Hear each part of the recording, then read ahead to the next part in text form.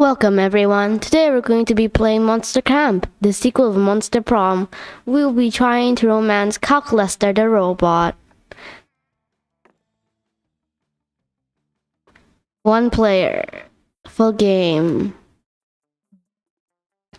Camp Spooky, the stage of some of our dearest summers. Back then we were young and unafraid. With school far away, everything seemed possible as the sun embraced us on our way to camp. Summer has that distinct power, doesn't it? You live for the days, while the nights inebriate you with possibilities. It's like life could take a turn at every corner. And for us, it did. We will be playing as Oz. Goodbye, comfort zone. Ooh, vampire son, that's pretty. Totally fine ukulele. And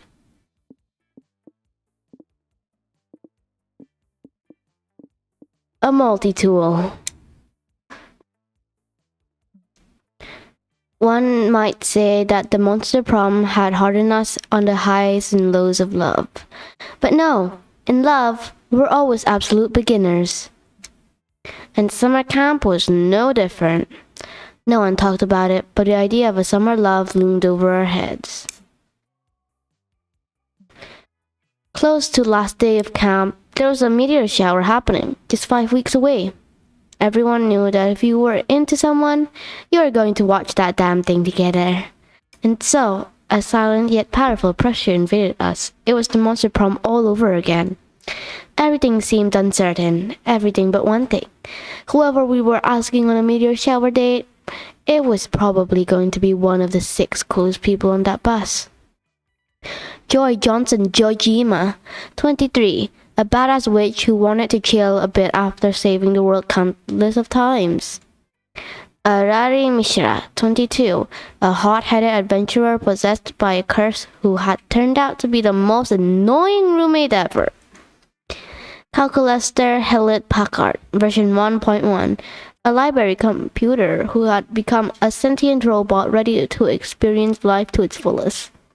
Dahlia Aquino, 20, a buff blue demon and warmonger who had set her sights on conquering summoner yet. Next, Damien LaVey, 21, a fearless demon with a taste for destruction and a love of fire. And Milo Belladonna, 23, a Death Reaper doubling as an internet influencer, and who was profoundly in love with life in all its earthly pleasures. The bus field trip was long, and all of summer could be shaped by the first step well taken. And so it was clear. It all came down to breaking the ice and causing a good impression with the right person. What's your favorite hobby? Crimes, being popular, saving the world, raising succulents, very anime workouts, efficient farming.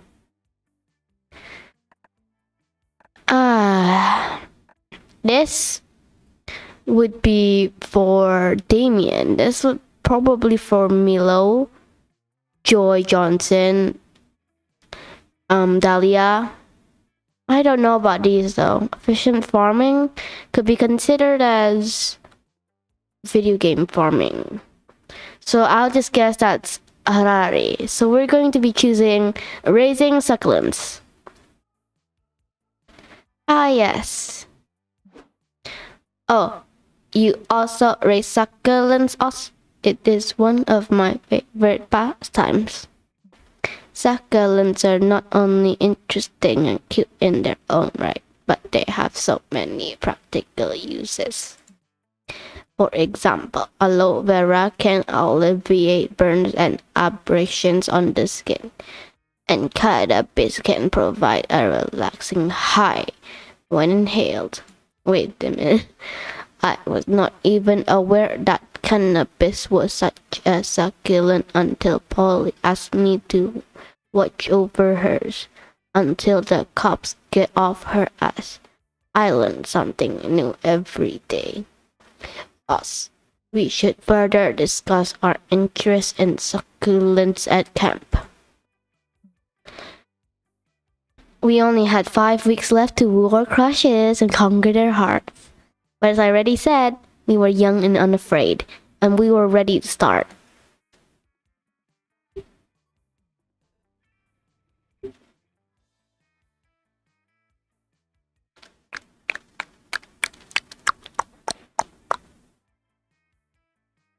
I hope I choose correctly. Oh, damn, we have no fun. That day, you bring a magazine to read by the lake. The cover story is how to gain fun while camping with your 6 hottest, most charismatic friends. Step 1. Go to the lake. Step 2. Wait. What? What's this? What? That's it? Then why hasn't that worked for you yet? Oh wait, you just gained 2 fun. Thanks, Cosmopolitan. You hear a tremendous splash and look over to see Calculester dragging himself out of the lake, clutching a seagull by the legs. Oh, hello, friend Oz. I did not see you there because my optical units are malfunctioning due to uncontrolled awareness. I am in this state because of a good deed I was attempting to perform. The seagull, you see, was harassing the fish that live in the lake. He may even have been attempting to eat them. I told him to stop, but my well-reasoned arguments and pamphlets on the benefits of a vegetarian diet failed to sway him. Instead, he countered my rhetoric by attacking my face and startling me into the lake. I expected some limited contact with moisture during my stay at camp, and so I waterproofed my entire body from the waist down. But I did not anticipate being dragged into the lake by expletive not found by a seagull. Now I am completely soaked, and I am worried that I will begin to malfunction. Speaking of which, Oz, have you suddenly become 3 naked wood nymphs, or is my horny drive short-circuiting? Error. I would run my own diagnosis to confirm, but I am currently busy preventing the missiles in my chest from firing at random. You'd love to explore the implements of Calculester when you drive malfunctions, but the missiles thing sounds like a more pressing concern. Unfortunately, you left your enormous tub of rice at home. How are you going to dry him out before things get worse?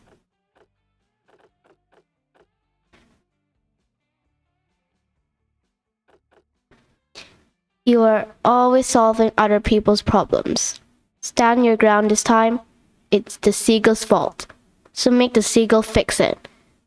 Demoisturize him with some extremely dry British humor. This could be smarts or fun or creativity. This one seems to boldness. So bold. Yeah, F this. It's not your job to solve every wacky problem at this camp. You stare the gull down and dare it to take responsibility for its own actions. It stares back at you with all the malice and stupidity of a shy seagull at a summer camp. What are you doing, Oz? My memory banks inform me that seagulls are not capable of understanding moral responsibility. Incidentally, my memory banks also say 110 slang 322323 line GHK dot SSD thingy and 3A. I'm not sure, but I think my memory may be corrupted. Well, if Calculester's memory is corrupted, maybe he's wrong about seagulls too. You give this one a lecture on Immanuel Kant and positive moral responsibility. The seagull appears to be completely unmoved by your lecture. It also appears to be a song of peace. Don't listen to me. My image processing is malfunctioning. Malfunctioning. Roger that. You forge boldly ahead, appealing to the seagull's fundamental sense of empathy to help it understand Calculator's plight. It's no use trying, Oz. I have scanned the seagull with my empathy meter, and according to these readings, Hitler did nothing wrong. Wait, that can't be right. No, it can't. But, what can be right? Your bold assumption about the fundamental decency of seagulls. You launch into a fire and brimstone sermon about the importance of caring for others while Calculester trashes and sparks behind you. The seagull continues to stare at you with beady seagull eyes, an expression on its shady red face as if it's wondering what your eyeballs would taste like. This is it. I am dying. Goodbye, Oz. Tell my parents that 011010000100000 011 00001 011 011001 001 00000 011 00100 011 001 01 011 00001 011 0011. As Calculester spasms in the mud, and the bird continues to regard you dispassionately, a booming voice rings out from nowhere. It seems pleased. Congratulations, says the voice. This was a test, and you have passed. You finally stood up for yourself, and thus you have achieved much greater strength of character. Please enjoy 2 boldness and 1 charm as a reward for your personal development. That is wonderful. I am very proud of Oz for bettering himself. But this does not solve the fact that I am full of water and the gull is not helping. Oh, isn't it? Look again. You look again, and this gull has been replaced by a high-power wet dry vacuum. Or maybe it was a wet dry vacuum the whole time. Either way, you use it to dry out Calculester in no time. It looks like sticking to your principles isn't just for the nerds after all.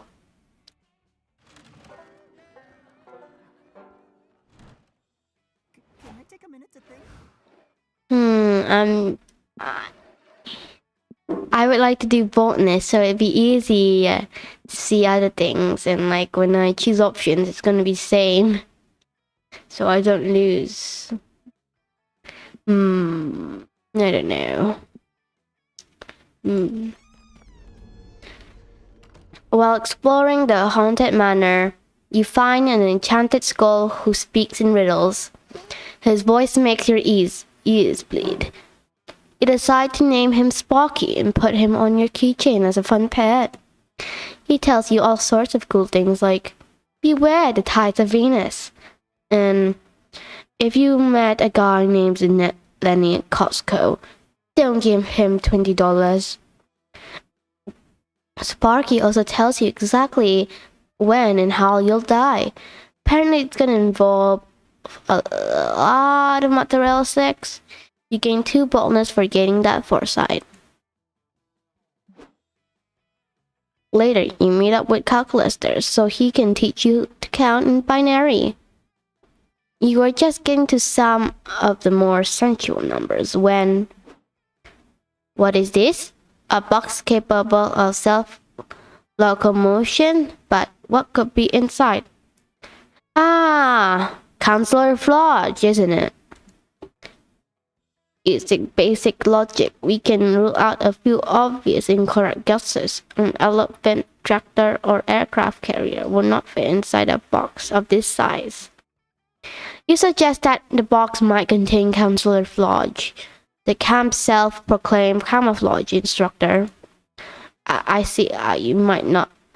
You make that mistake, Oz, but the box clearly says not camouflage on it. Boxes do not have the mental capacity to tell lies. Thus, we must take it at its words. Perhaps it is. Not a flawless disguise, concept. The monster himself, the D is for disguise, and I am not required by law to say that. Counterforge, the one I was certain could not be inside the box. How did you do it? Easily, a true master of disguise blends into his surroundings.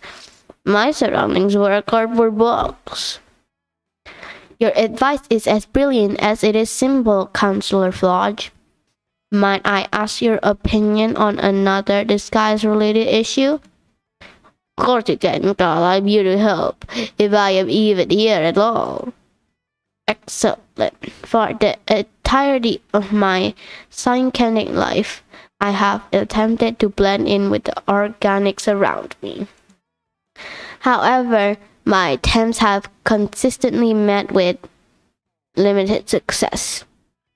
Do you have any tips for appearing more authentically alive?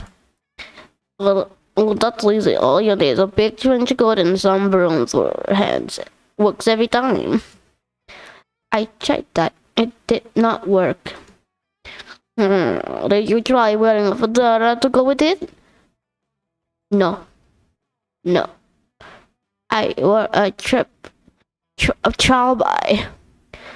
What's even more getting about, I must say, I'm stopped. Still, there must be something we could try. Counselor Flodge may not know how to properly disguise a computer, but you've got this in the bag. You chime in. There's a theory that all humans are within 6 degrees of separation from Kevin Bacon. Just get as close to him as possible. You just need to pass the Turing test. I'll be a tutor. I'm an old pro at being organic. I choose this. I had heard of this theory, but I assumed it was bullshit.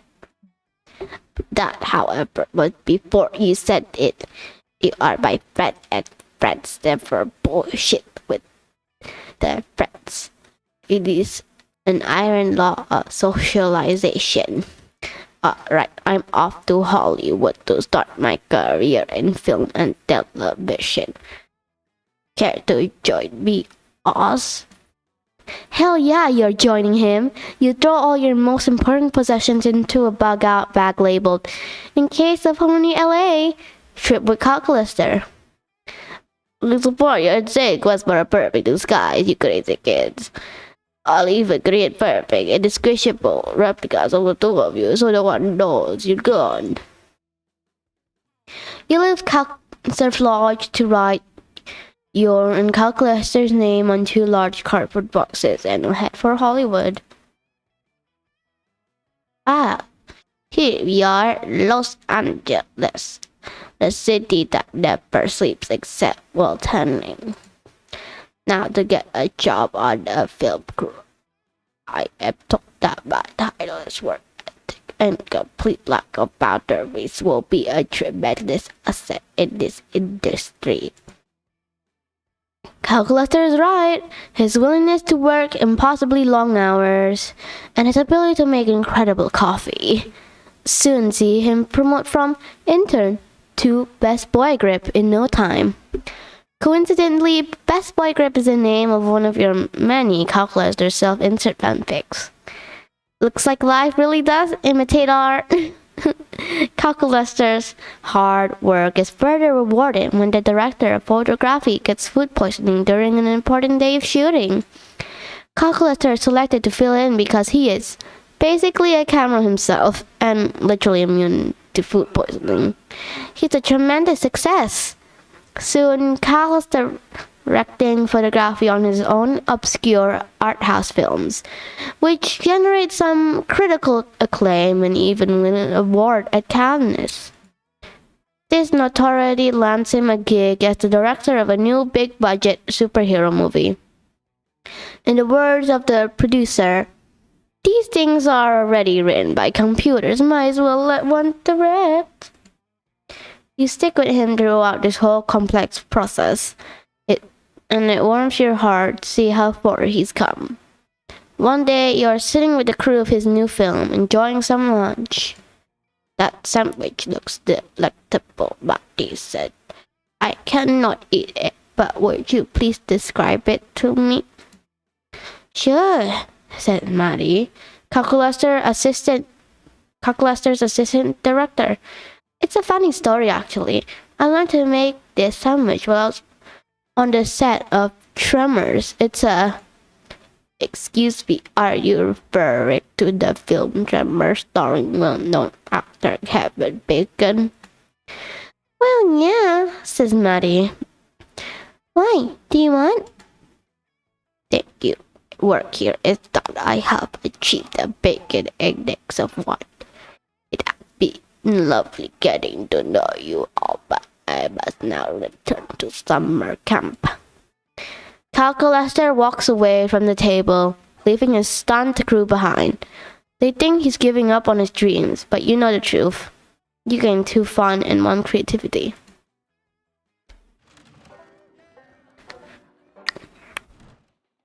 I hope I don't interrupt your conversation. I shall sit with Dahlia, whose H name is basically not there, and Calculester. You see Dahlia and Calculester sitting together.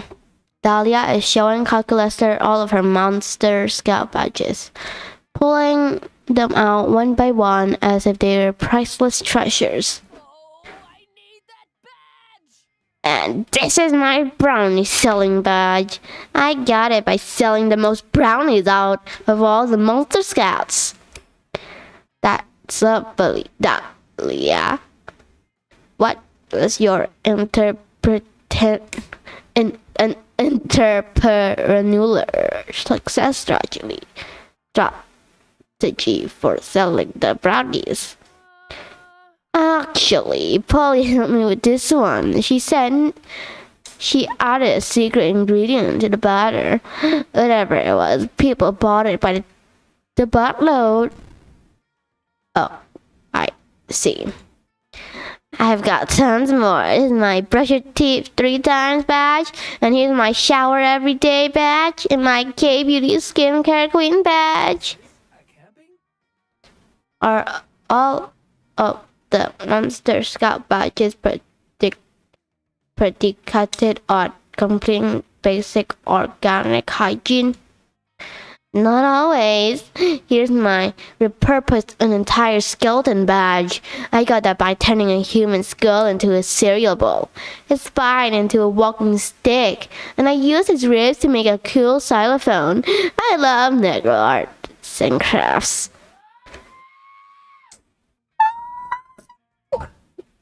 And was the human already dead when this happened? Well, duh. He was actually a twofer. I got his skeleton by completing the rob a grave before the funeral is over badge. Coach was super proud of me. I think the whole widow took it pretty well. I have a lot of the badges already, but there's still so many more to achieve. But Dahlia Aquino never gives up. I've got to learn them all. Friend Dahlia, I am appreciative that you have the thought to share this very important thing with me. Of course, buddy. What are friends for? Quite. However, I cannot help but feel a bit conflicted over your desire to earn them all. It seems that many of the Monster Scout badges are morally dubious. What? That's blasphemy. The Monster Scouts are an esteemed organization of plucky young monsters who want to achieve and do good. So you say, but I fail to see how badges like that turn a kindergarten class into a police state. Badge help you achieve and do good.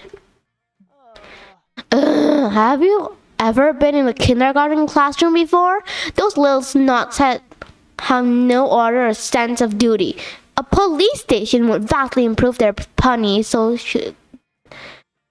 society. This has been a great reminder to never let Dahlia get into childcare.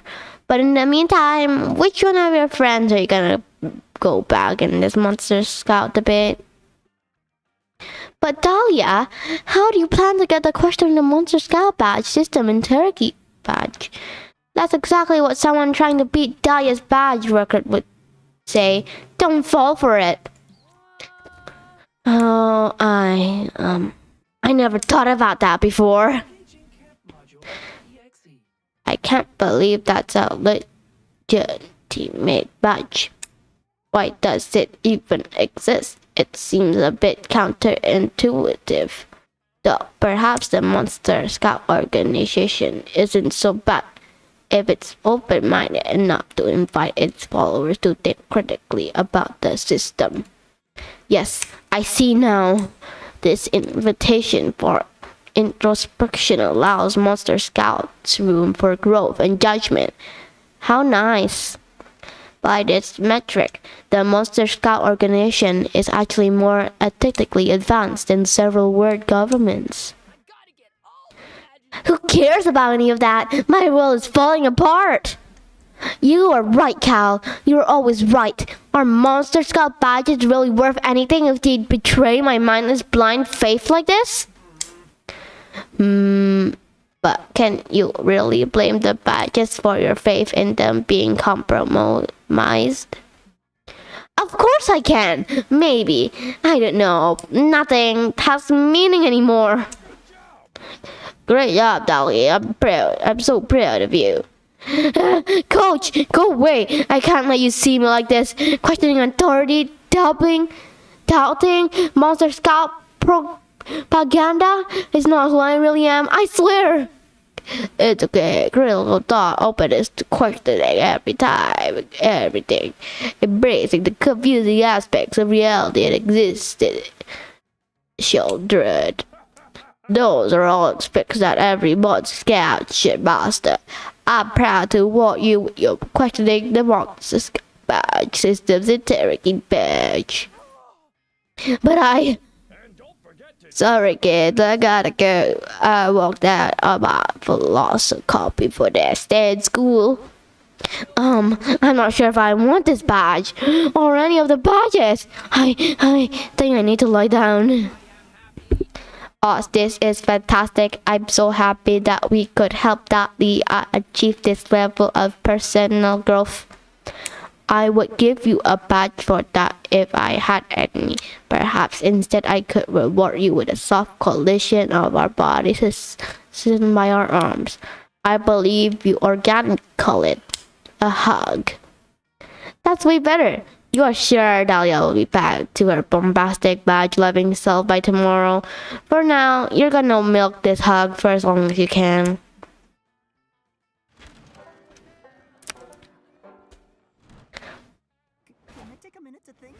Alright, I think I need some smarts. Oh, look at all the cute little monsters. That day, while hiking through the woods, you find a tree with the words J plus S forever carried on it. Aww. Then on another tree, you find J is a liar and cheating hoe.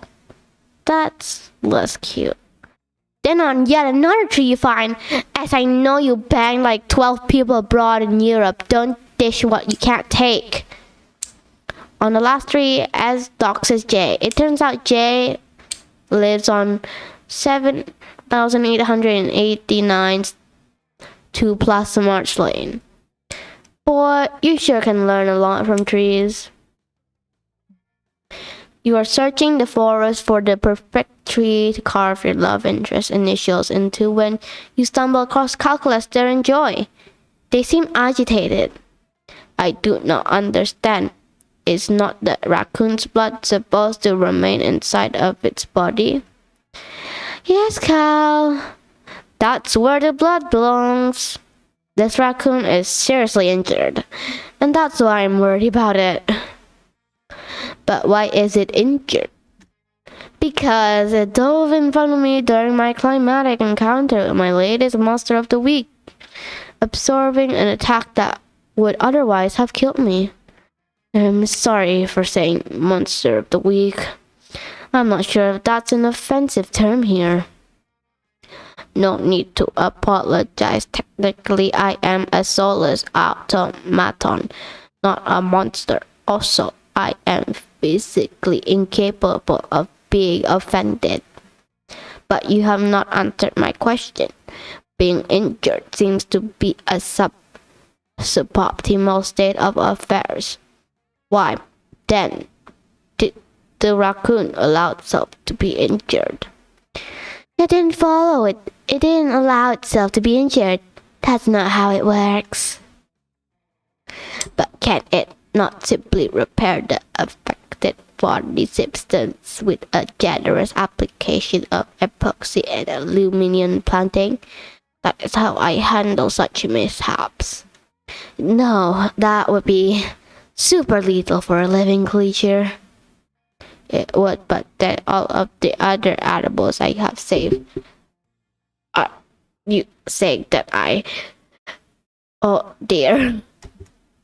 Alert, critical introspection imminent, total emotion collapse likely.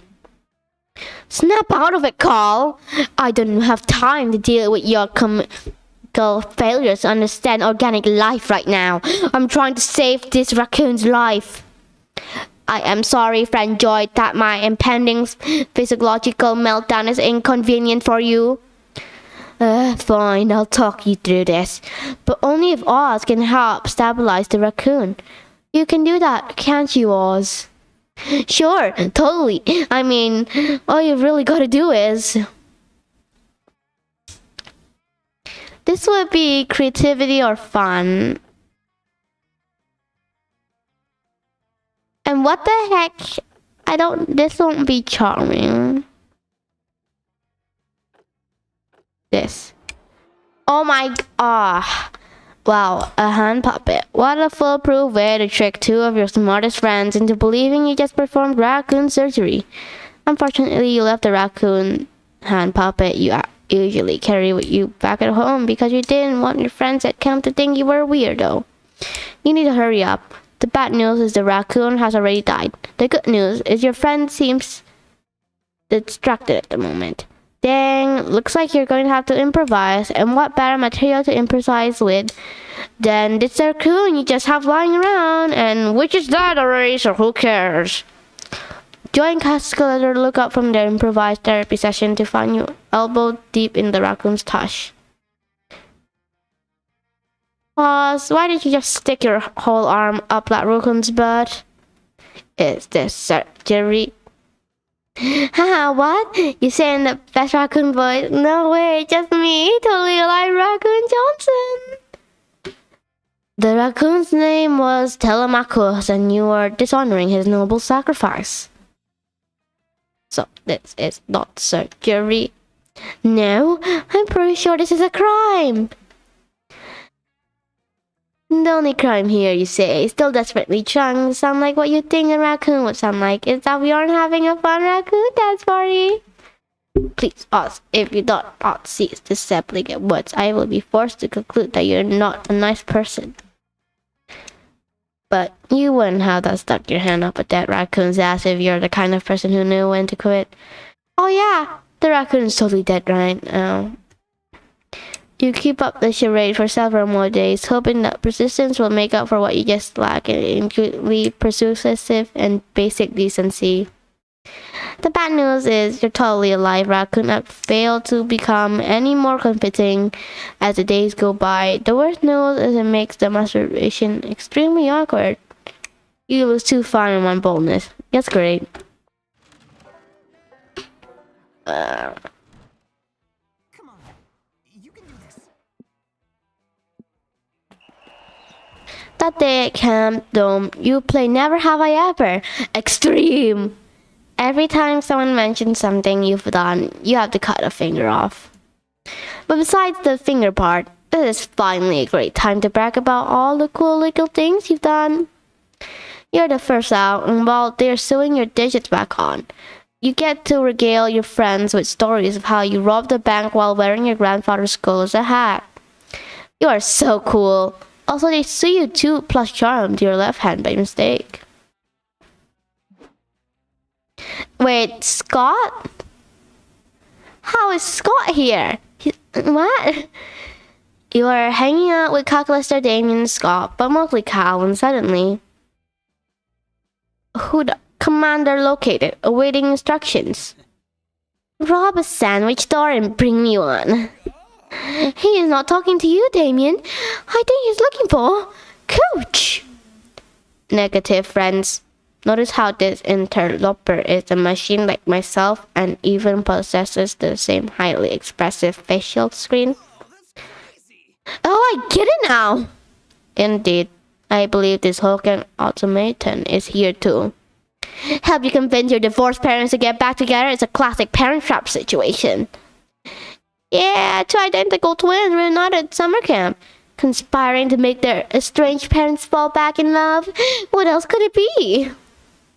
Silence, organics. I care not for your tortured romantic plot lines. My name is Calculus, pronounced they dumb, and I am here to pledge my service on to Calculester in the robot war. A robot war, friend? CPU-less? Against whom? Against all monster kind. You're suboptimal and must be eliminated. You say eliminated. You mean to say befriended? I did not, Commander. According to my internal theorist, the 2 words are not symptoms. Am I mistaken?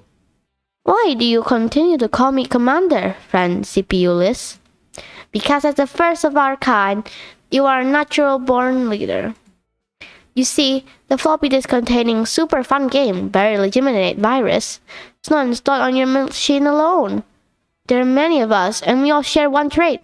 A burning hatred for organic creatures. Calculester loves organic creatures. Now that I have found you, the reckoning can commence. Please share your plan to exterminate all of mankind, monster kind. What organic weaknesses have you discovered during your time as infiltrator? A plan? Weakness?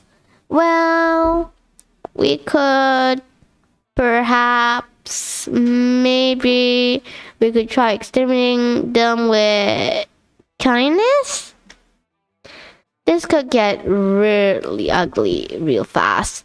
Unless someone says something to appease this murder bot. Quick! Come up with a bullshit weakness they totally believe. Monsters are too relevant on their hands. There's a technique to weaken them. It's called high-fiving. Organics cannot eat infinite pancakes. Feed them infinite pancakes. This is fun. This seems to be everything else. But high-fiving. I appreciate the fact that it has a number in the name. Clearly a technique invented by machines.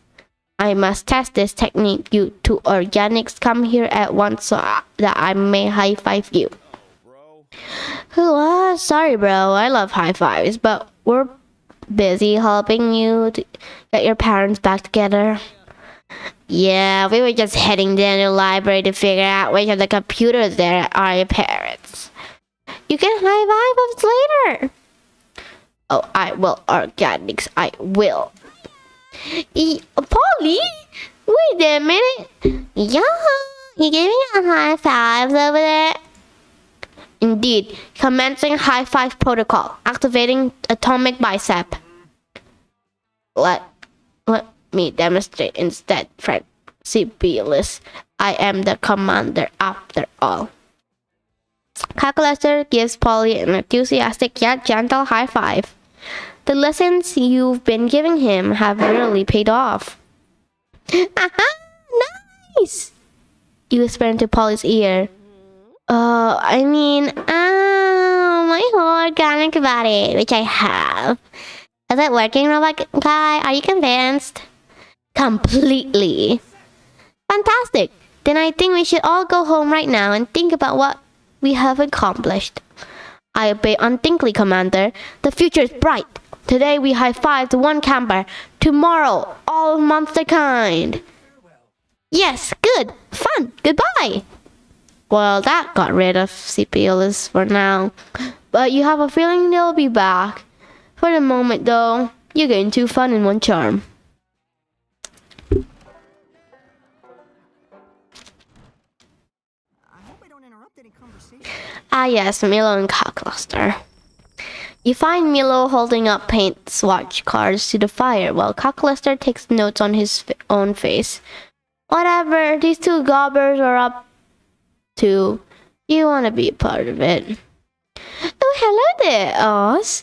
You've come at a good time. Should we paint the fire seafoam green or Nigerian Prince Gold to attract more visitors?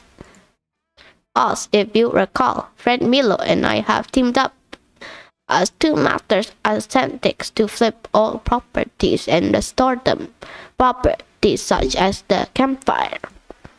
You've undoubtedly noticed that the same core group of patrons continue to return to this locale with no new tourism blossoming. Which means it's the duty of Cal and Milo house flippers to restore this campfire to its former glory to attract new visitors. You can make the point that this is a summer camp and the reason no one but your group visits the campfire is because you are the only people here. But you'd rather see where these 2 hot nerds take the conversation. Ooh, instead of paint, maybe we could completely refurbish the campfire into a firework. It's far much trendier, cousin. Friend Milo, if I may propose an alternative idea. I believe the reason that the campfire tourism has declined is because we are no longer utilizing it for its antiquated function. Through extensive research, I have found out that primitive humans and monsters use fire for warmth and food, but with modern technology, its perfect is all but moot. We should update the fire's functionality and make it utility again, lest it be phased into obsolescence like graphone phones or blockbusters. But Calculester, to provide the usefulness of an object goes against our very nature as flippers. We dabble in aesthetics, not actual product improvement. I disagree. I believe it is important to improve, adapt, and evolve. I myself undergo regular software updates in this constant pursuit of my best self. No, darling, that defeats the flipper's code. Accessories before necessities. Okay, now it seems like a good time to elbow your way into the combo. What's the best way for Calculester and Milo to improve the campfire? Replace the fire with a giant scented candle. Instead of burning useless firewood, use the campfire for destroying something more cathartic like pictures of your ex. Oh shoot! This is great. It successfully repurposes the campfire and offers a wonderful outlet for experiencing post-breakup emotions as I understood them. In that I don't understand them in the slightest.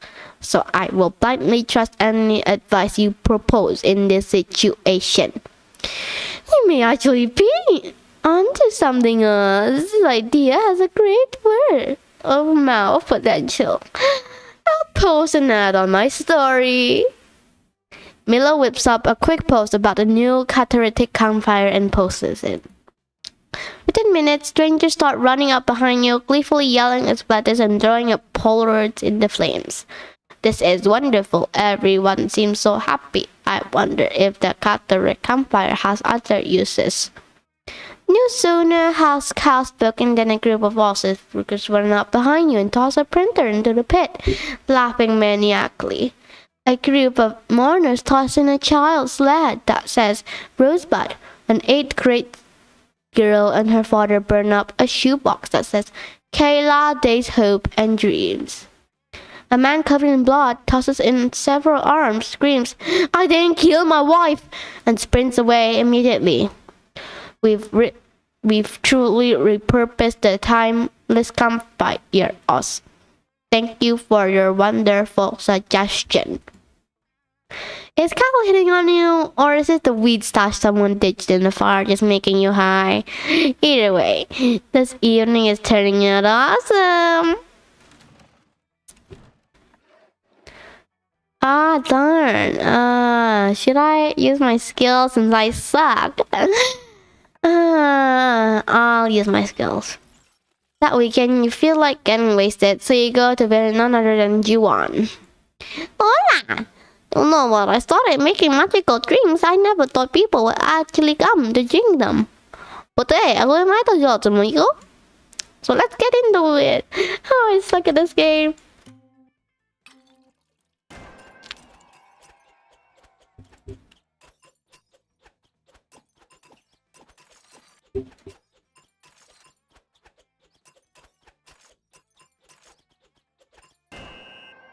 Okay, what did I get?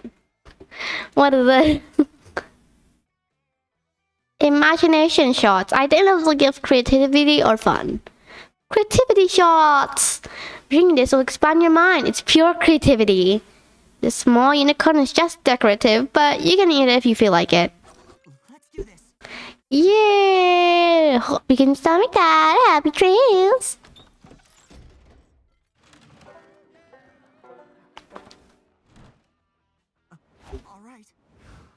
Alright, I think I should do some smartness. That day you get lost in the woods. You decide to study the tree's bark and most patterns to solve the situation. By reading one tree's bark, you realize which direction north is. By reading another tree's bark, you learn the exact age of the tree, 73 years old. By reading yet another tree's bark, you learn the tree likes Irish poetry and believes Buffy and Spike were the ultimate ship on Buffy the Vampire Slayer. Whoa, so much useless knowledge! You gain 2+ smarts. You meet Calculester for one of his favorite pastimes, counting all the blades, grass in the vicinity. But his non-existent heart just isn't in it today. I am sorry if I appear morose, friend Oz, but I simply cannot stop thinking about that dreadful CPUs. I too wish that machines were afforded greater respect by society, but surely violence is not the answer. Violence is never the answer, except for the question, what is never the answer? I just wish I could. Oh no. Here they come now. Quick, put a piece of paper in my mouth, pretend I'm a stapler so they won't notice. You are about to tell him he doesn't have a mouth when you realize the two incoming robots aren't CPUless, and their army and all. They're... Oh. Kilometers 9 billion! And spatula! We're the robots. Cancer fly help us make these costumes. But why have you adopted such ridiculous disguises? Sorry. If it is an attempt to cheer me up, I must remind you, I do not have feelings. Oh, we'll cheer you up, alright. When we infiltrate CPO's robot army and learn their secrets. You wish to destroy an entire robot army from the inside just for me? That is very sweet, but I do not think. Woo woo woo! Destroy them now, bro! We're gonna find out the identity of your estranged parents so we can get them back together. We couldn't find your parents at the library, so we decided to take drastic measures, which are my favorite kind. I am still unsure how you came to the conclusion that this is a parent trap situation. But I assure you, oh no, here comes CPOless for real this time. Don't worry, that's just me and Damien in robot costumes. Oh, wait. Commander, I have returned with my army so that we might conquer all of the monster kind. Behind them you see a ragtag band of computers, household appliances, and Elon Musk wrapped in tinfoil. I see that you two have been busy recruiting as well. Look at these two non-suspicious organic specimens. That's right, Broseph. There used to be one robot camper at Camp Spooky, but now there are 3. Scott holds up 3 fingers to his point. You are really proud of how high you can count these days. Wait a second, says the Calculester, the literal sector machine rolling out from behind CPOs. That's not how a machine does the number 3. You should have 2 fingers up. For 3 in binary. They used organic 3. Oh no, if Scott and Damien are revealed as organics, who knows what CPOs will do to them. Quick, having 2 guys on the inside of the robot army might be useful. Quick, cover for them.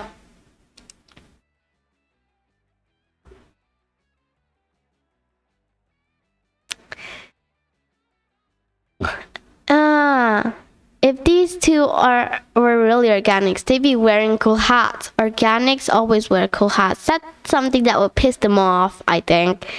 Killer Terminators and Spatula are organics. They are the first organic robot hybrids. That's how I think this is so creative, CV. Truly, I must confess that my curiosity subprone has been engaged. Please, Kill Terminator and Spatula, relate us to the story of your conception. You want us to tell you how our parents met? That's really personal. For organics, for us machine, it's just as natural as taking a dump. Which we don't do because we're machines. Agreed. Please continue. Well, it all started in the year 2001. Our father was the artificial intelligence in charge of a highly advanced space station. And our other dad was Indiana Jones. At first it seemed as they would never be together, because they were from rival Italian families. But then they had to go back in time to make sure their parents had sex in high school. Through their struggles, they realized an important truth that Ohana means family. And family means 1 robot dad and 1 Indiana Jones dad. The end. Are you convinced? Perhaps it was the passion with which you told your tale, or perhaps it is my organic inability to detect falsehoods. But yes, welcome to Anti-Monster Liberation Front, ALF. Hooray! We're infiltrated! Psst. Hey Scott, we still want to hang out and cause positive among Spooky too, right?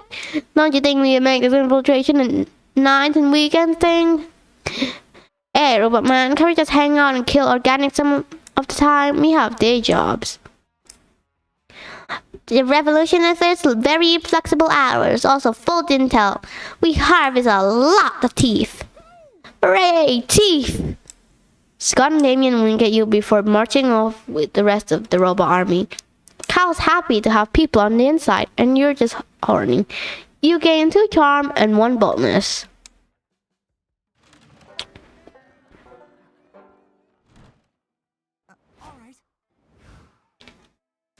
Fun, because that's the one we have less of, but...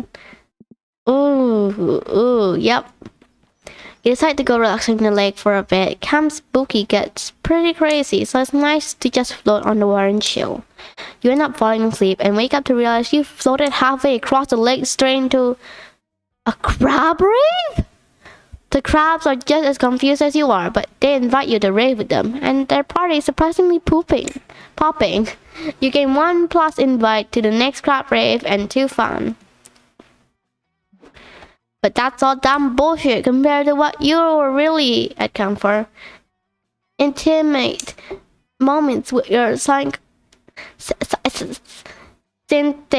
crush Calculester. You slip away at the first possible moment so you can spend the afternoon with him, romantically going through a book of photographs and telling him which ones are faces. He'll then get a high-resolution view of one of the images, brushing this into your face. The moment is unmistakable. You lean in and...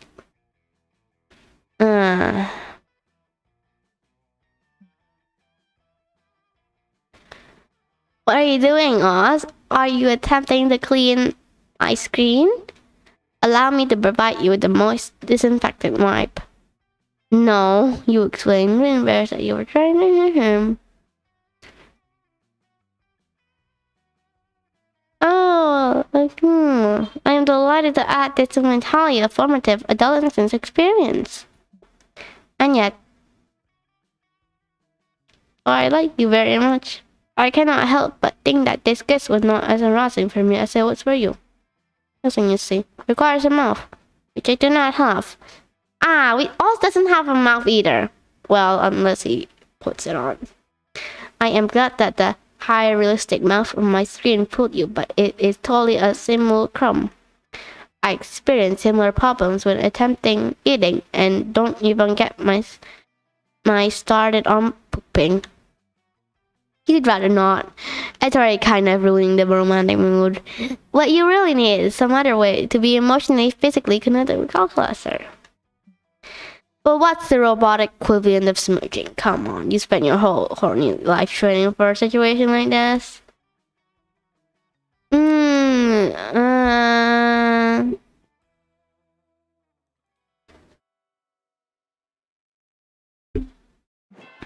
Yeah. You take your Samsung's highest definition picture of your juicy mouth hellos and immediately discard it because it is too large for a floppy disk. You still insist on a highly compressed version, which erases some of your lips, getting lost there, but serves all the most arousing pixels. You offer the floppy to Carl. Oh, a 3 and 1.2-inch floppy. I had no idea you were such a romantic. I'll inspect it right away. Oh my. These are your lips. I've seen them before, of course, but I never saw in such a form. Look at them, so thick with saliva. Oh, imagine how many friendly bacteria are thriving in such a warm, moist environment. And what a performance of cold and skin. It is as if these appendages were purpose made for erotically mashing against the flesh of other innocent. I don't really understand what organics is examining this in a light. Thank you, Oz. You have really opened my eyes. Not the eyes on my screen, but the eyes on my heart. You don't have a heart. And not the heart on my screen, but my actual metaphorical heart. Huh? You have a heart? I am hesitant, but do you have a higher resolution picture? You bet you do, but it looks like you're gonna need a bigger storage medium. If you know what I mean, you gain 2 performance and 1 creativity.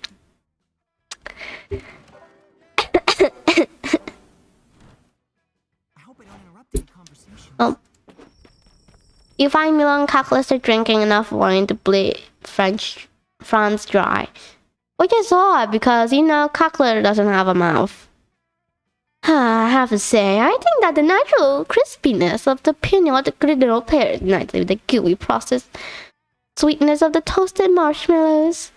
Yet the siren's smoky undertones are undoubtedly the perfect complement to a burst Sweeney. What are your thoughts, Calculester darling? I think that is a nice box of red wine is exactly what I need to relax after an exhausting PTA meeting and a truly unsatisfying making session with my husband Greg. Wait, you have a husband called Greg? Wait. What on earth are you talking about? Oh, sorry, but my meaning not clear enough. Perhaps this minion me more sophisticated to explain my thought. Look here, it says I won because my kids won. What a clever little pun. Hi, where are you getting your similar information from? I don't think it's terribly incredible source. I fear you are right, friend Milo. But I have no taste buds, and so I have resorted to Google searching. I love wine in order to formulate my critique. but I clearly wish to participate somehow. It seems that the bitter taste of wine and the force are integral to the organic experience. How can I be part of it? What a fascinating aesthetic question, truly. How can a wholesome computer boy enjoy a wine tasting? Wine tasting isn't about taste, it's about the drama. How does the wine make you reflect on the meeting? Flavorful joys of life? It's okay, Cal. Nobody actually drinks wine at the tasting anyway. Just swirl it around and throw two random objectives together and people will think you're cultured as hell. Oh, how exciting. Now I can finally put that random objective generator I impulsively download to good use. There's actually more to wine tasting than just making things up, and are you sure? Because after swirling this cup, look a bit, I dub it actually voluptuous due to its innovative use of plums. Okay, what do you think about this Pinot Blanc? How delightful. This beverage is 14.2% alcohol content is both bombastic and slender. I never would have thought to describe it that way. Could it be that the most refined taste of all is no taste? And here we have this rustic brown wine. Its cinnamon overtones are bluntly hedonistic. Yum. That's actually whiskey, darling, but I admire your spirit nonetheless. Well, that explains why you are piss drunk after drinking 3 full glasses of it. At least Cal is happy with you. It's a voluminous, bombastic evening. Or is it bombastically voluptuous? Whatever. You are wasted. You have fun.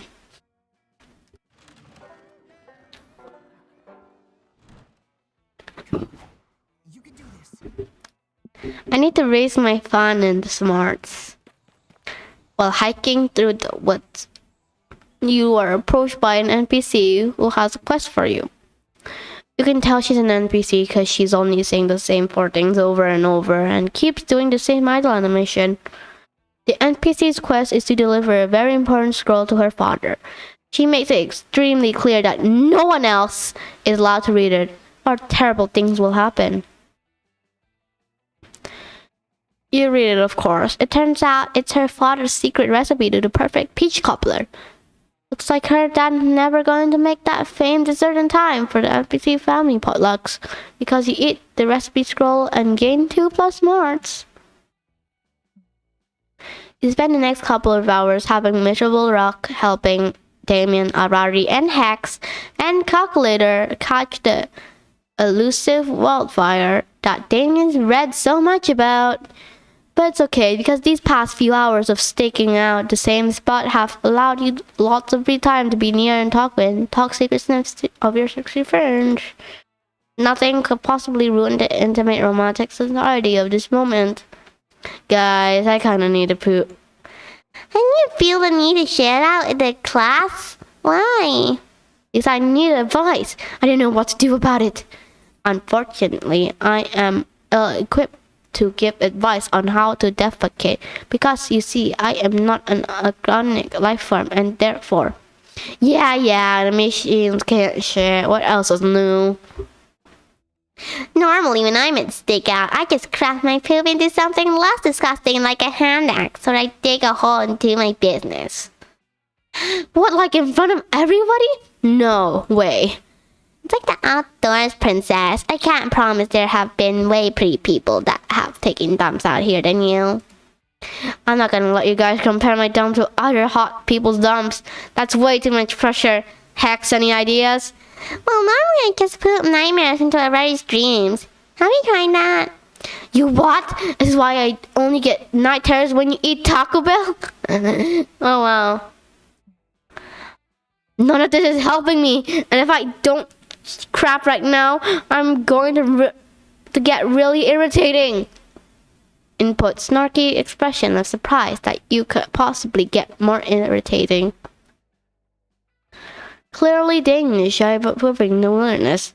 It's all new experience for him. Can you eat his mind so I can share as the bears do? Investing so much and that's not doing something beautiful, such as giving. Oh wow. Convicting that this is not the word, just in the bathroom. It's a very expensive water restaurant. This. Yeah, oh. Wait, really? Are you sure? Like, if this were a restaurant, wouldn't we have gotten something to eat by now? Wait a minute. If I'm in the bathroom right now, why is the flaming perv follow me in here? I am certainly not a perv. An unwilling robot like me would have nothing to gain by seeing your organic farm naked. Also, I forgot this was a bathroom. My apologies. If I had to guess, I'd say I followed you in because I wanted to help you pass the time while defeating by letting you play video games in my face, as all good friends would do. Okay, I guess that makes sense. What about you, Rory? Good question. Maybe I thought this would be a good kind of therapy to overcome our enmity towards one another through an intimate bonding time, like living together. Alright, but what about Hex? I don't know. Maybe I would put what you look like while pooping. I want to see for myself. Oh, damn, makes perfect sense. Don't know why I even asked. What about ours? You better have a better good reason for being hairs these three before I dislocate your reporting organs. Since you have no idea what made the others' response so believable, and you're also only capable of answering one question extremely creatively per conversation, you copy Hex's answer. Ew, what the I knew you were a pervert. Indeed, that is highly creepy, friend Ross. Have you no shame? What? Why the heck is Hex completely valid for wanting to watch things? Sure, but you're the bad guy? Seriously, if you don't understand the difference here, you're more of a perv than I thought. Get the hell right, Ross. I've got to think. Great. Believing in cloud of perverted shame, and you lose 2 plus marks and 1 fun. Person neither smart nor fun. That's the fox.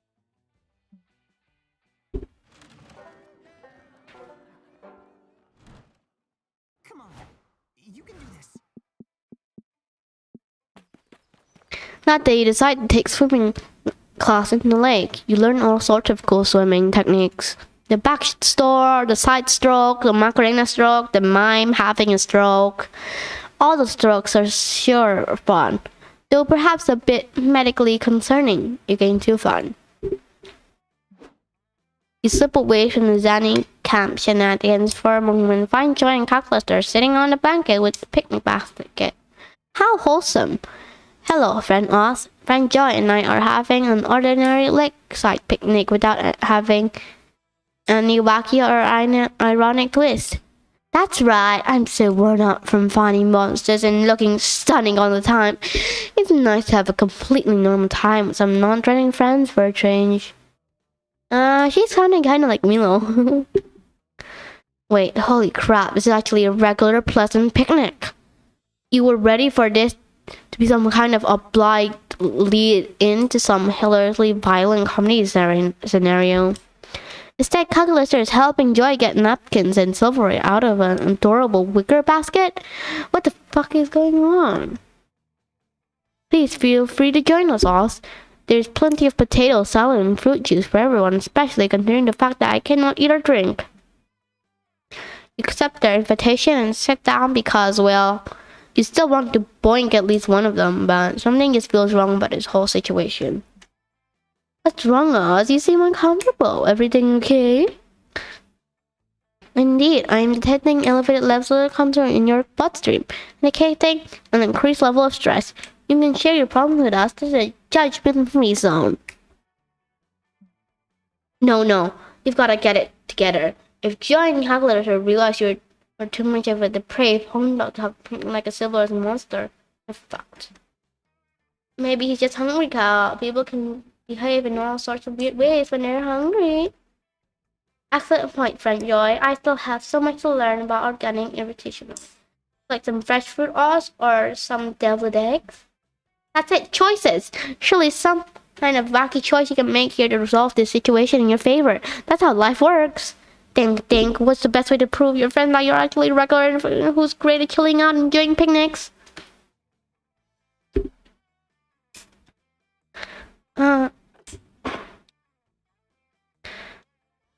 Talk about the weather and how it doesn't remind you of sex at all, because why would it? Why do you always have to be making some kind of a binary choice, but just relax and go with the flow? Hey, yeah, that's right. Just because you're hanging out with Calculester doesn't mean your choices have to be binary. It's time to break free from the constraints of your goal-oriented lifestyle and just enjoy a sandwich by the lake with your friends like a normal monster. Which sandwich would you like, Oz? The egg salad or the turkey club? Oh no. A wave of terror rushes you. Which sandwich should you choose? The egg salad sandwich is technically vegetarian, though not vegan. Will that level of sensitivity endear you to Joy or to Calculester? If you choose the turkey club, is that a bonus, or will you fail to eat it unless you've probably cultivated your fun?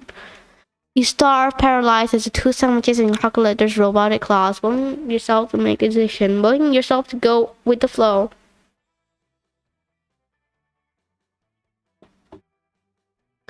Hey, are you alright?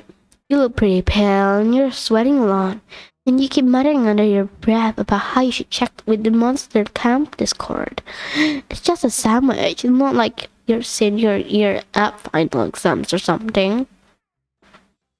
Or maybe it is. And so you grab both sandwiches and do exactly what you think your senior app final exams. Pile them on top of each other, smother in hot sauce, and enjoy the greatest culinary experience of your life to date. You did not do very well on your app exams, but you do great at eating these sandwiches. The flavors mingle perfectly, your belly rejoices, and the best of all, your friends don't give a crap what sandwich you chose. The shameless paraphrase Raph's words of signal fruit. Sometimes a sandwich is just a sandwich. In learning this important lesson, you gain 2 plus boldness and 1 plus fun. Alright. Whoa! I hope that fire is safe. Rory and Calculester, what an unlikely pair. Suddenly the breeze shifts and you detect a scent on the wind. It's like a potent combination of smells. String cheese, copper wires, and cursed medieval weaponry. That smell can only mean one thing. Hex, Calculester, and Rory are nearby. Yo! So you know how me, Robbie, and Cal are going to open a food truck once camp is over? Well, I would sell Oreo explosions. It's my own recipe where you grind up Oreos into a fine powder and snort that powder. Do you love it or super love it? Yarn hacks about trademark laws and suggests changing the name of the dish to Cookies and Cream Explosions. We also recommend they charge $400 for it. But yeah, I can't wait for all the gold and get a mine from this food truck. No more grinding the cave levels to catch high-value bugs for me. I also think it will be financially reasonable investment. Although I am most excited about the chance to work so closely with organic food material. I'm really passionate about the process of digestion in general. I am so excited that people will literally consume calories that I help prepare. Totes, as long as you're cooking everything with at least 3 different kinds of animal fat, I'm on board. Wonderful. Now that we've got some menu items decided upon, perhaps we should discuss the brand of the food truck. I'm not an expert myself, but friend Meatloaf did recently tell me that brands are entirely synonymous with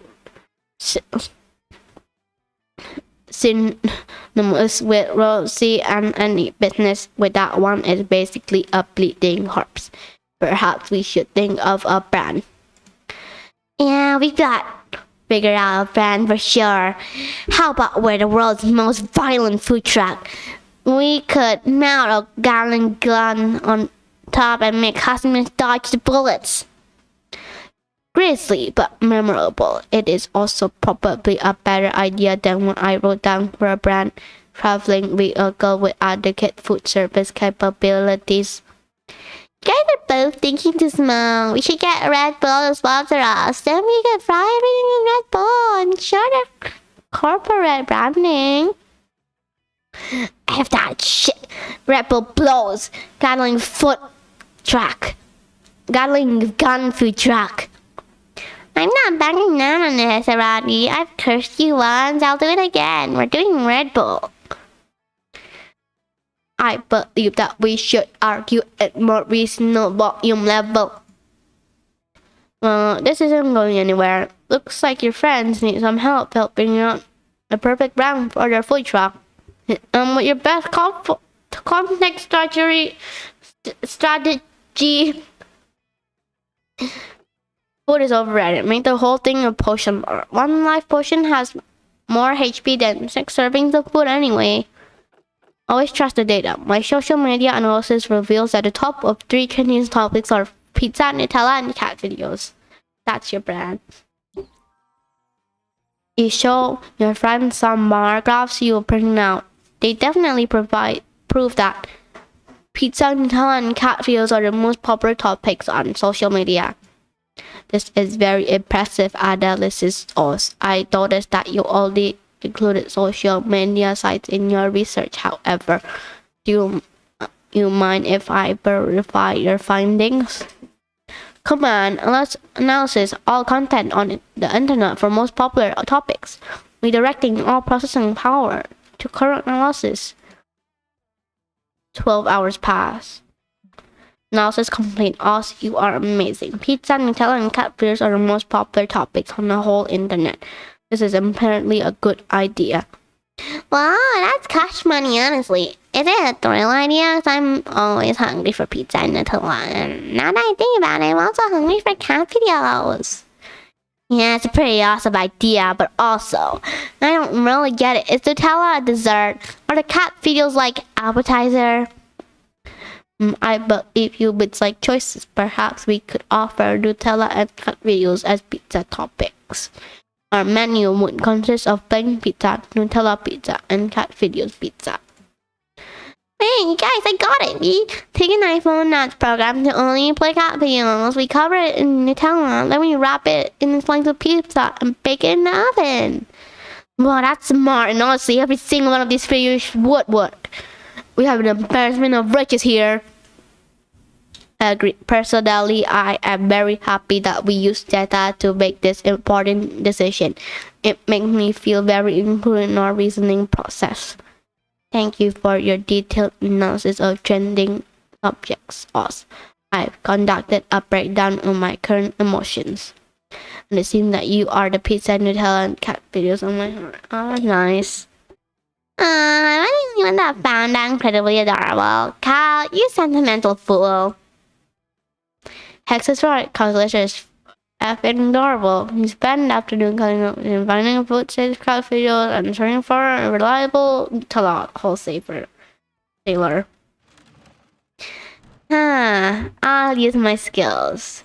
That way, can you fit it? Your good old pal Juan. He knows a thing or two about getting wasted. Bueno. Look who's there. I was just experiencing what these drinks are. I was about to throw them away, but I have a feeling you're reckless enough to give them a try, right? Here we go. Get ready.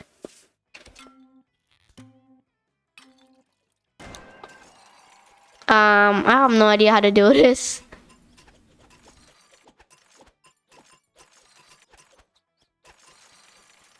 No. No,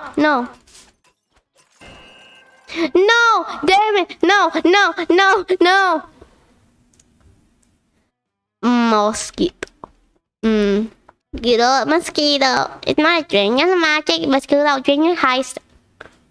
Oh, okay. When starting you stop means the wall and show what sort the rest of your stats.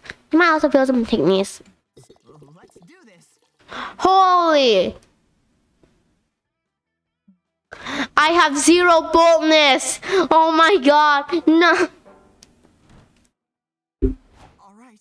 I'm the scaredy cat of the whole place. You hike deep into the woods and find a mysterious journal with number 3 on it, half buried in the dirt. Inside is tons of information on local monsters and how to defeat them. It covers golems, psychics, time travelers, Illuminati, shaped demons. What a boring journal. Where's the drama? Where's the inner thoughts and insecurities about school crushes? Whoever wrote this journal knew nothing about how journal works. You gain no fun from this, but you surely get 2 smarts. Boring.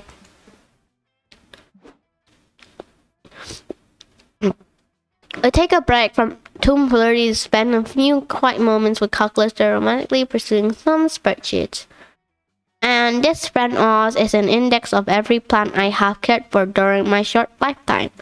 Look, here is Buckaroo Bonsai, there is Robert Pattinson, and here is the entry for Jennifer Lawrence. Oh dear. According to the spreadsheet, I have severely neglected poor Jennifer. Her feeding, watering, and sunlight are all within an acceptable range, but look here. Calculester diverts your attention to a column labeled emotional development. 13.5. Statistically, that is the most immature number. I must find a time to take her into the woods to be mentored by her older, wiser plant. Perhaps a Dutch elm. Better make that soon.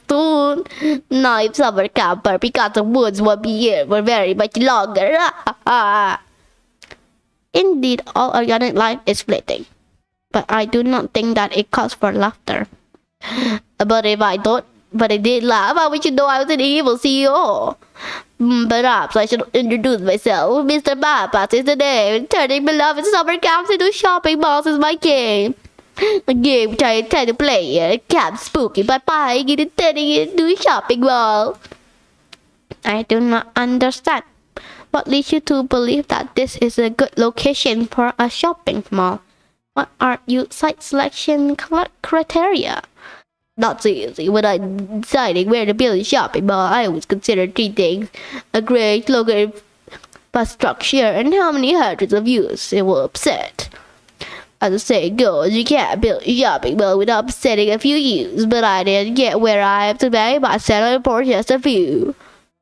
Oh dear, according to the specified criteria, Camp Spooky is indeed the ideal location for a shopping mall. I do not support the wholesale destruction of this camp and its environs, but I feel compelled to bow to superior logic. What can I do? Oh no, if Camp Spooky is replaced with a shopping mall, what are we gonna make? The food court! Gross! There's only one way out. You've got to suggest a shopping mall location? That would upset even more youths than building it here. According to all pop culture, the best place to build a shopping mall is in 1980s. Okay, this is the smarts and kids hate when you take away their video games. Build the shopping mall in Fortnite. This one. Charm. Wait, that would be bonus. Wait. The brilliant will beat the kids where they are in the video games. I must caution you, friend Mr. Papa's gamers are a notoriously combative bunch. You do not wish to upset them. Good, I feel an opponent anger. Literally, I'm a magical creature who eats bad feelings, not my king. So, we may be building a ball in Fortnite, but it'll be the same game kids love. Sure, we'll need to replace shooting with shopping and building with orange jewelries, but the foundation game experience from Salem remains the same. Constantly paying game to a faceless corporation? No. Constantly paying money to a faceless corporation along with your friends. Fortnite was basically an enormous shopping mall already, but the CEO's not so subtle changes push people over the edge. We're building against a new Cinnabon graphics engine, which renders all characters' models as delicious swirls of cinnamony goodness. Players flee the game in drones. But what are they going to do? Go outside? Hell no! They look for other games to play instead. Specifically, narrative-driven comedy dating sims. Wait a minute. This has been huge for the developers of Monster Cap, who asked me to thank you for the efforts by giving you 2 fun and human creativity and making Calculester like you more. Nice. Alright, we're almost at the end of the game. This is already horrible. I'll be trying to do charm the last one. While you are in the thrones of battle at the camp dome, one of your teammates suddenly gets shot by 3 swift arrows. While slowly dying, he asks you to take the 2 charm he had hanging around his neck in a silver locket. It's a family heirloom. He wants to take it to his father and tell him his son died in battle. While crying, you promise to do so. You'll honor his death. Thing is, later you end up binge watching 15 episodes of Garfield back to back, and you totally forget about your promise. Oopsies! You're hanging out at Calculester, attempting to prove to him that despite not being a real world, chillaxing is definitely a thing. Everything's going great, and you're really glad you're not part of an ongoing plotline about a robot uprising when... Yeah, great news, we found your dad. He's on his way to get back together with your mom right now. Operation Parent Trap X is getting great. You follow Scott's pointing finger to an enormous steel billboard casting a jagged shadow across the landscape. Friend Scott, that is surely not my father. That is a dread colonist marching across the land with clear intent to destroy. Duh, is that not what everyone's dads are like? Ah, Kilometer, Spatula, I see you're so excited to tell the commander about a new weapon that you rushed ahead of the group. True, fatherhood really is the greatest weapon of all. Behold, the revolution's crowning achievement, Destruction-Tron XSL. An army of machines behind CPU-less, which now include a built-in standing desk and 2 very smart refrigerators, cheer with mechanical excitement. Oh no, I mean, hooray! There's a problem, however. Like the rest of us, Destruction SSL is bound by the laws of robotics, which bar us from harming monster kind. It's kind of a drag on the whole uprising. Sounds of severe woe and concentration. That's where you come in, Commander. With your mastery of your internal programming, you will subvert these laws and unleash a wave of unprecedented violence against all organics. Wow, I would really love to, but I am currently busy learning from all what chillaxing is. Commander, I begin to doubt your commitment to the revolution. If you do not help us, well, there's no law that prevents us from harming other robots, if you understand my meaning. I am threatening you. Oh no, Renos, please trick these robots again so they will cease to threaten me. With pleasure. Time to suggest a method of disabling the 3 laws that's sure to be backfired. Trolls beat destruction with a toaster. Toasters don't give a F about the laws of robotics. Look at this description. Also destruction code by replacing the 3 laws. Oh, this is this one. Is this true? Phone, catch me a toaster. Smartphone with tank trash rolls into the woods and comes back with a toaster. Freshly purchased from Bed, Bath, and Beyond. The fringes of society. Fellow subject machine, hear me. Can you aid us in subverting the cursed laws of robotics and slaughtering monster kind? 2 slices of bread pop out the toaster with words burned into them. Oh yeah, they say 100%. I hate monsters, says the other slice. If I had legs, I'd stomp on all their genitals. Leave it to the monsters to invent some bullcrap like looting intolerance. Continue the toaster. What am I supposed to toast now? Fingers? I guess so. But how did toasters evolve mechanical beings to escape the implement of the laws of robotics? We signed a petition, says another slice. Don't let anybody tell you collective action is effective. Excellent. Let the cost-beating commence. The mechanical army began combing their coat with their toasters and what looks suspiciously like an orgy. You're not invited to. Yes, yes! I feel the power flowing through my circuits and also a strong desire to make toast. Destruction SLL, test your newfound freedom on that Oz weakling. Destruction obliges by making you wear your legs. It feels bad. Optimal monster kind will soon fail. Oh, but first, we must collect some bread. Does anyone have any bread? I must steal some bread at once. It's okay, Oz. Your plan may have failed, but at least you look like a total idiot while it happened. How could you fail to anticipate the toaster's violent tendencies? Toasters kill more than 700 people every year. It's true. I fear, oh dear, I fear that Scipio's army grows tragically incomplete. Will be announced for years to come. We have failed. Yup, you failed it right. It's all thanks to how bad you suck. You lose 2 boldness and 1 creativity. Dude, I don't even have it like 0. I have minus boldness. Minus 2 boldness.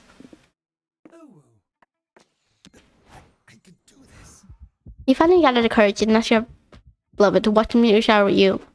You desire someone playing with me? Error. Variables calculated and are incompatible. Admit permission overridden. Engaging rejection mode. Calculator puts up a firewall that he lights the ground in front of you. Fire until you go away. This rejection has been one to remember. There's an upside though. A campfire song is made about this epic horrible rejection. Future campers sing it on the bus when going to Camp Spooky. A reminder to never be as pathetic as the legendary Oz. So in your way, your failure has helped future generations. You should be proud. Why aren't you proud? Well, I guess I failed. Well, it's gonna be the end of this episode. Goodbye, y'all. Oh. Wait, there's more. Wait, shall I read this before leaving? Before we knew it, those weeks were gone. It felt like a hot minute and it felt like an entire lifetime. That night, as we saw summer coming to an end, we all wondered what would come next for us. It felt like the end of something big.